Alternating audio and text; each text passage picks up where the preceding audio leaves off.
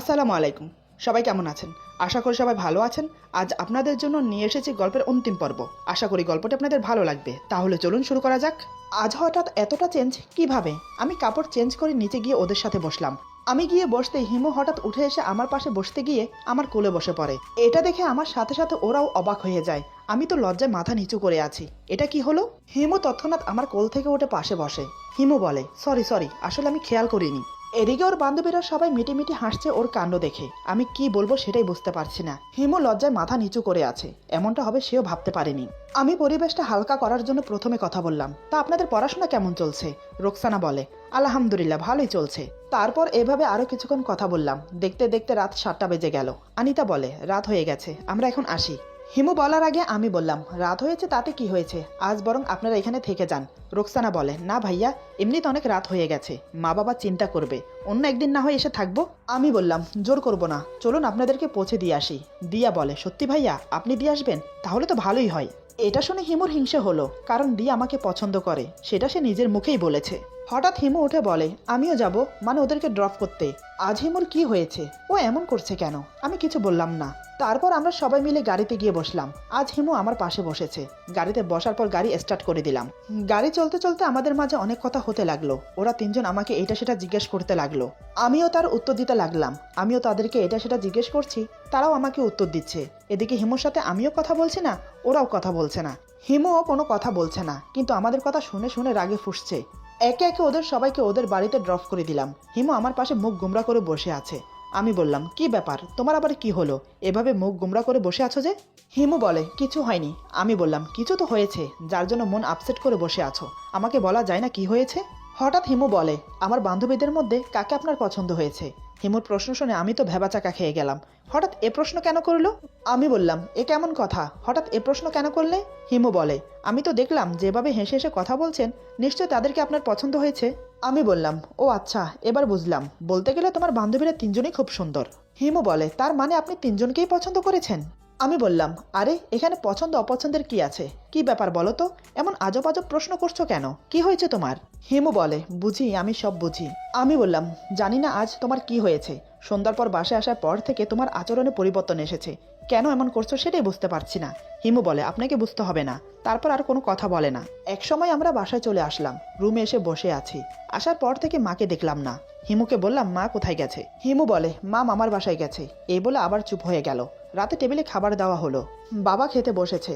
হিমুকে বলে, বৌমা তুমিও বসে পড়ো। হিমু বলে, না বাবা, আমি পরে খাবো, আপনি তাড়াতাড়ি খেয়ে নিন, আপনার আবার মেডিসিন খেতে হবে, এমনি অনেক দেরি হয়ে গেছে। তারপর বাবাকে খাইয়ে মেডিসিন দিয়ে দিল। মেডিসিন খেয়ে বাবা চলে গেল রুমে। হিমু রুমে আসে আমাকে ডাকতে। হিমু বলে, আপনি খাবেন না? আমি বললাম, তুমি খেয়েছো? হিমু বলে, না। আমি বললাম, কেন? হিমু বলে, আপনার জন্য ওয়েট করছি। আমি চোখ ছোট করে ওর দিকে তাকিয়ে বললাম, আমার জন্য? কিন্তু কেন? এতদিন তো তুমি আমাকে ছেড়ে খেয়ে এসেছো মা বাবার সাথে, আমার সাথে খেলে তোমার সমস্যা হবে, তুমি বরং খেয়ে নাও, আমি পরে খাবো। আমার কথা শুনে হিমু নিচের দিকে তাকিয়ে দাঁড়িয়ে আছে, কিছু বলছে না। আজ তার কথা তাকেই বলেছি। আমি বললাম, কি হলো, যাও খেয়ে আসো। হিমু বলে, আপনি খাবার উপরে খাবেন না নিচে গিয়ে খাবেন? আমি বললাম, পরে নিচে গিয়ে গরম করে খাবো। হিমু বলে, আমি গরম করে রুমে এনে দিচ্ছি, খেয়ে নিন। এই বলে হিমু চলে গেল। আমি তো হাঁ করে তাকিয়ে রইলাম, কিছুই বুঝতে পারছি না আজ হঠাৎ আমার সাথে কি হচ্ছে। বেশ কিছুক্ষণ পর হিমু খাবার গরম করে উপরে এলো। খাবার দেখে তো আমি অবাক, এত খাবার! আমি বললাম, এ কি করেছো, এত খাবার আমি খেতে পারবো না। হিমু বলে, এখানে আমার খাবারও আছে, ওর যখন এতই ইচ্ছে আমার সাথে বসে খাবে, তাহলে খেয়ে নিক। আমি আর কিছু বললাম না।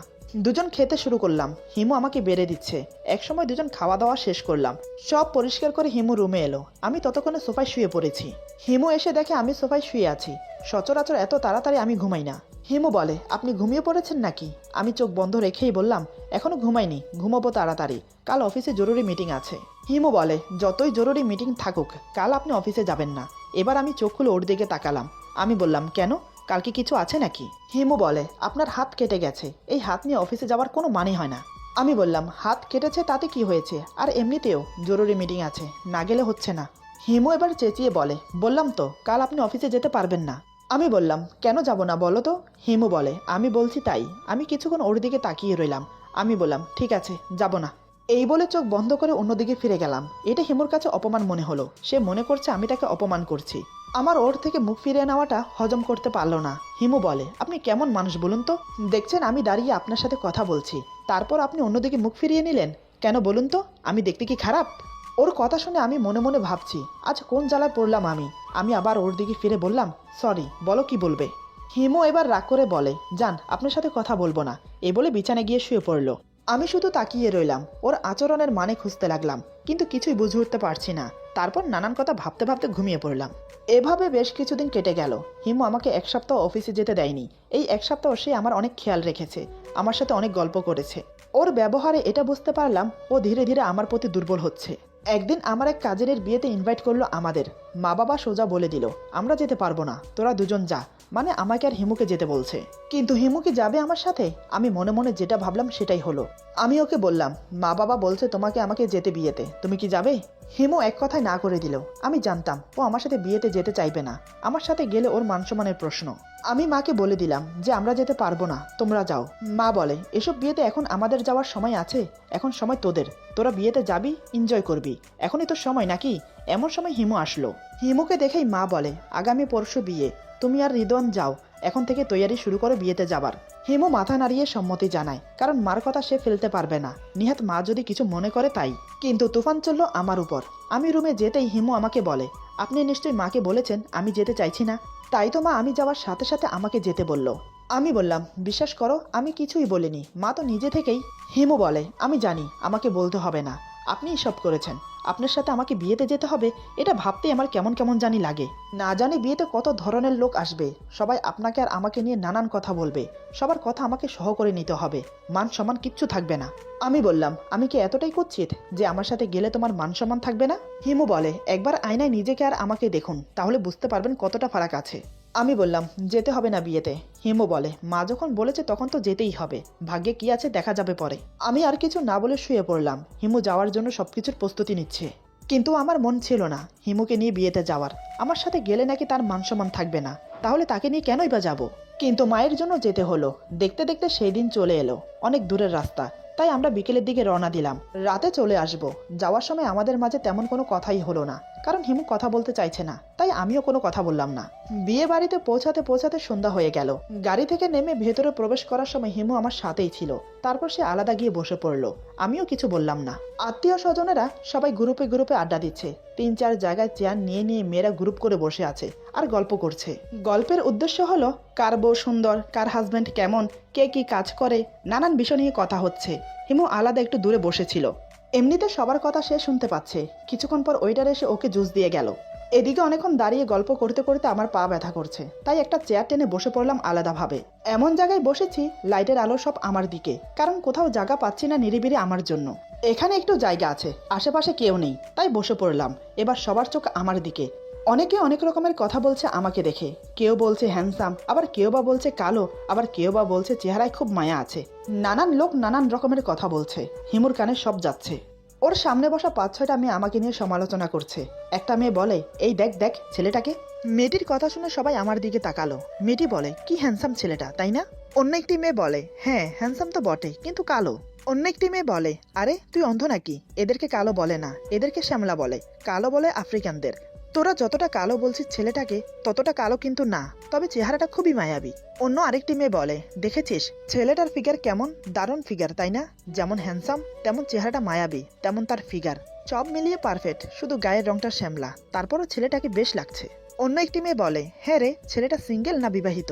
অন্য একটি মেয়ে বলে, সেটা কিভাবে বলবো, ছেলেটা আসছে পর্যন্ত তো একাই দেখলাম, কোনো মেয়ে বা কাউকে দেখিনি তার সাথে, আমার মনে হয় সিঙ্গেল। আরেকজন বলে, একটা কাজ করি চল, ছেলেটার সাথে গিয়ে কথা বলি, তাহলে জানতে পারবো সবকিছু। এই বলে মেয়েগুলো উঠে আসছে আমার দিকে। এতক্ষণ হিমু চুপচাপ বসে সব কথা শুনছিল। যখন দেখলো মেয়েগুলো আমার সাথে কথা বলতে চাচ্ছে, তখন সে ওয়েটারকে ডেকে বলে, এই যে ভাইয়া শুনুন। ওয়েটার এসে বলে, জি ম্যাডাম, কিছু কি লাগবে? হিমু আমাকে দেখিয়ে বলে, ওই যে ওই লোকটাকে দেখছেন না, ওনাকে গিয়ে বলুন আমি ডাকছি। ওয়েটার আমার কাছে আসার আগে মেয়েগুলো আমার কাছে চলে আসে। একটা মেয়ে বলে, হাই হ্যান্ডসাম। আমি তো আহাম্মকের মতো তাকিয়ে রইলাম, এখানে হ্যান্ডসাম কাকে দেখছে? আমি যখন চারিপাশে তাকাচ্ছি, তখন মেয়েটি আবার বলে, এই যে আপনাকেই বলছি। মেয়েটির কথা শুনে আমি দাঁড়িয়ে পড়লাম। আমি কিছু বলতে যাব, তার আগে ওয়েটার এসে আমাকে বলে, স্যার ওই যে ওই ম্যাডাম আপনাকে ডাকছে। ওয়েটারের কথা মতো আমি হিমুর দিকে তাকালাম। দেখি হিমু রাগিত দৃষ্টি নিয়ে আমার দিকে তাকিয়ে আছে। আমি মেয়েগুলোকে বললাম, এক্সকিউজ মি, এই বলে সাইড কাটিয়ে হাতে জুস নিয়ে চলে এলাম। মেয়েগুলো আমার চলে যাওয়ার দিকে তাকিয়ে রইল। আমি হিমুর সামনে গিয়ে দাঁড়িয়ে বললাম, তুমি আমাকে ডেকেছো? তোমার কি কিছু লাগবে? হিমু আমার কথার উত্তর না দিয়ে মেয়েগুলোর দিকে তাকিয়ে আছে। মেয়েগুলো হিমুর দিকে তাকিয়ে আছে। হঠাৎ হিমু মেয়েগুলোকে দেখিয়ে আমার হাতে থাকা জুসটা নিয়ে খেতে লাগলো। আমি তো অবাক, কারণ এই জুসটা আমার এঁঠো করা, মানে আমি এই জুসের অর্ধেক খেয়েছি। আমি বললাম, আরে কি করছো? ওটা তো আমার। ততক্ষণে হিমু চুমুক দেওয়া শুরু করে দিয়েছে। আমি তো আশ্চর্য হয়ে তাকিয়ে আছি। পরে যদি জানতে পারে এটা আমার এঁঠো ছিল, তখন না জানি কি করবে। মেয়েগুলো অবাক হয়ে তাকিয়ে আছে। আমি তখনও দাঁড়িয়ে আছি হিমুর দিকে তাকিয়ে। আমাকে দাঁড়িয়ে থাকতে দেখে হিমু বলে, কি ব্যাপার, আপনি এভাবে দাঁড়িয়ে আছেন কেন? বসুন। আমি কিছু না বলে চুপচাপ বসে পড়লাম। মেয়েগুলো তখনও সেখানে দাঁড়িয়ে আমার দিকেই তাকিয়ে আছে। এটা যেন হিমুর সহ হচ্ছে না। হিমু